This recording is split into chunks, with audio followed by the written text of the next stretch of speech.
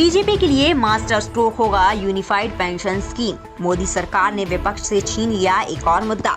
मोदी सरकार की unified pension scheme system लागू करने के फैसले को जहां केंद्रीय कर्मचारियों के लिए राहत के रूप में देखा जा रहा है, वहीं राजनीतिक गलियारों में इस फैसले के सियासी मायने भी निकाले जा रहे हैं। वजह पेंशन स्कीम लागू करने की टाइमिंग है। मोदी सरकार ने लोकसभा चुनाव के ठीक बाद और विधानसभा चुनाव से पहले यूनिफाइड पेंशन स्कीम लागू करने की घोषणा की है। न्यू पेंशन स्कीम के बदले यूनिफाइड पेंशन स्कीम की घोषणा से मोदी सरकार को क्या-क्या राहत मिलेगी और देश का सियासी परिदृश्य कितना बदलेगा, आइए इसे विस्तार से जानते हैं।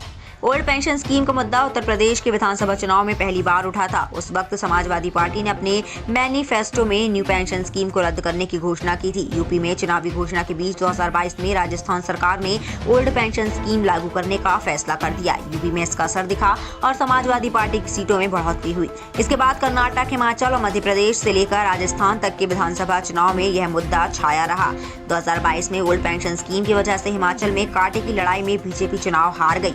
लोकसभा में भी यह मुद्दा गर्म था और कई सीटों को प्रभावित किया। देश के राजस्थान, हिमाचल प्रदेश, पंजाब जैसे राज्यों में ओल्ड पेंशन स्कीम सिस्टम अभी लागू है। इनकी संख्या 85 लाख के आसपास। पीआरसी लेजिस्लेटिव ने केंद्रीय वित्त आयोग के हवाले से बताया है कि देश में वर्तमान में 33 लाख सरकारी कर्मचारी है। इसी तरह 52 लाख पेंशन धारक है।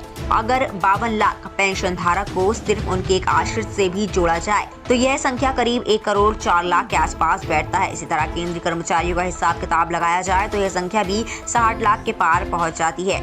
यूपीएस की घोषणा करते हुए केंद्रीय मंत्री अश्विनी वैष्णव ने कहा कि इस फैसले से 25 लाख कर्मचारियों को फायदा होगा। केंद्रीय कर्मचारी और पेंशन धारक एकजुट होकर पूरे देश में इसको लेकर प्रदर्शन भी कर रहे थे।